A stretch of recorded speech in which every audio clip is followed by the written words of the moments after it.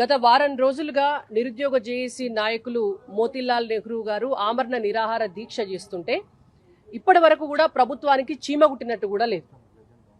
గతంలో ఎన్నికల సమయంలో కాంగ్రెస్ పార్టీ హామీ ఇచ్చినటువంటి జాబ్ క్యాలెండర్ కోసం గతంలో రేవంత్ రెడ్డి గారే నిరుద్యోగుల మీటింగ్ కు వచ్చి ఇచ్చినటువంటి ప్రామిస్ గ్రూప్ 2 ఉద్యోగాలు పెంచుతామని, గ్రూప్ 3 ఉద్యోగాలు పెంచుతామని, ఆ రోజు 46 జీవోను కూడా రద్దు చేస్తామని చెప్పి ఒక కమిటీని కూడా వేసి ఆనాడు కూడా ప్రమాణం చేసి ఇవాళ వాటిని తప్పించుకునేటటువంటి ఉపాయం చేస్తున్నందుకు నిరసనగా ఖచ్చితంగా జాబ్ క్యాలెండర్ కావాలని, గ్రూప్ 2 గ్రూప్ 3 పోస్టులు పెంచాలని 1:100 రేషియోలో గ్రూప్స్ విద్యార్థులు ఎవరైతే ఉన్నారో వాళ్ళను మెయిన్స్ కి సెలెక్ట్ చేయాలని చెప్పి 46 జీవో రద్దు చేయాలని చెప్పి కాంగ్రెస్ పార్టీ ఇచ్చినటువంటి హామీ ప్రకారం 2 లక్షల ఉద్యోగాలను డిసెంబర్లో భర్తీ చేస్తామని చెప్పినారు. వచ్చే డిసెంబర్ లోపు 6 నెలల కాలమైంది. ఇప్పటి వరకు ఆ ప్రొసీజర్ కూడా ఏం జరగకపోవడంతో ఇవాళ ఒక నిరుద్యోగి ఆమరణ నిరాహార దీక్ష చేస్తున్నాడు.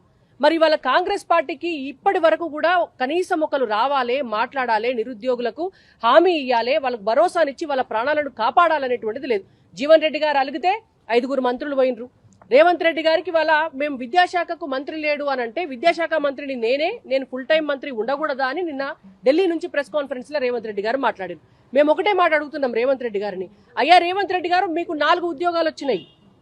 గతంలో బీఆర్ఎస్ పార్టీ అధికారంలో ఉన్ననాడు కల్వకుంట్ల వారి కుటుంబానికి ఒక్క కుటుంబానికి 4 ఉద్యోగాలు వచ్చినాయని తెలంగాణ రాష్ట్రం అంతా కూడా తిరగబడి వాళ్ళని అధికారంలోకి వెళ్లి దించితే ఇవాళ మీరొక్కరే 4 ఉద్యోగాలు తీసుకున్నారు. ముఖ్యమంత్రి పోస్టు మీకే, విద్యాశాఖ మంత్రి పోస్టు మీకే, హోంశాఖ మంత్రి పోస్టు మీకే, ఇవాళ పరిశ్రమలు వాణిజ్య శాఖ మంత్రి పోస్టు మీకే. మీకు 4 ఉద్యోగాలు కావాలి. 30 లక్షల మంది నిరుద్యోగులు ఉన్నారు తెలంగాణ రాష్ట్రంలో. అందులో వాళ్లకు రావాల్సినటువంటి న్యాయంగా దక్కాల్సినటువంటి ఉద్యోగాలు నిరుద్యోగులకు ఒక్కొక్క ఉద్యోగం అన్నా వద్దా? మరి మీ పార్టీ అధికారంలోకి వచ్చిన ఈ 6 నెలల కాలంలో మీరు నోటిఫికేషన్లు ఇచ్చినటువంటి నోటిఫికేషన్లలో ఈనాటి వరకు ఒక్క ఉద్యోగాన్ని కూడా నింపలే.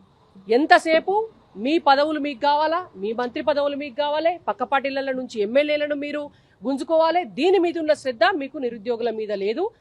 ఏ 1200 మంది నిరుద్యోగులు ఆత్మహత్య చేసుకుంటే తెలంగాణ రాష్ట్రం వచ్చిందో దాన్ని మరచిపోయి బీఆర్ఎస్ పార్టీ ఒక కుటుంబం కోసం పనిచేసింది. ఇవాళ గంగల కలిసిపోతుంది. అదే దారిన కేసీఆర్ గారి కంటే మరింత అధ్వానంగా రేవంత్ రెడ్డి గారు ఇవాళ మీరు బిహేవ్ చేస్తున్నారు. ఇది మీకు న్యాయం కాదు, ధర్మం కాదు. నిరుద్యోగులు 10 సంవత్సరాల కాలం నుంచి అంతకంటే ముందు తెలంగాణ ఉద్యమంలో కూడా అశోక్ నగర్లో 2 అరటిపళ్ళు తిని వాళ్ళ ఉపాసం ఉండి చదువుకొని వాళ్ళ ఉద్యోగాలకు ప్రిపేర్ అవుతుంటే మీరు కనీసము ఏ జాబ్ ని ఏ ఎగ్జామ్ ని ఎప్పుడు పెట్టాలనేటువంటి సోయి కూడా లేకుండా నెల రోజుల లోపల 10 ఉద్యోగాలు 10 ఎగ్జామ్స్ పెడితే సిలబస్ వేరే ఉంటే వాళ్ళు ఎట్లా ప్రిపేర్ అవుతారు? ఒక జాబ్ క్యాలెండర్ అనేటువంటి దాన్ని డిజైన్ చేస్తే కదా మొదలు మీకు తెలిసేది. మీరు జాబ్ క్యాలెండర్ డిజైన్ చేయకపోతే ఏ పరీక్ష ఎప్పుడు పెట్టాలనో మీకు తెలియదా? ఏ పరీక్షకు ఏ సిలబస్ ఉన్నదో మీకు తెలియదా? ఉద్యోగాలు ఎట్లా పెంచాలనో మీకు తెలియదా? అసలు ఎన్ని ఖాళీలు ఉన్నాయి ఏ డిపార్ట్మెంట్లో అనేటువంటిది కూడా మీకు తెలియదా?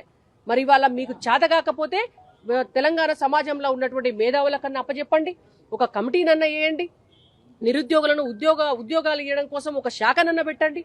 ఏదో ఒకటి చేసి నిరుద్యోగులకు న్యాయం జరిగే విధంగా మీరు చర్యలు తీసుకోవాలని మేము డిమాండ్ చేస్తున్నాం.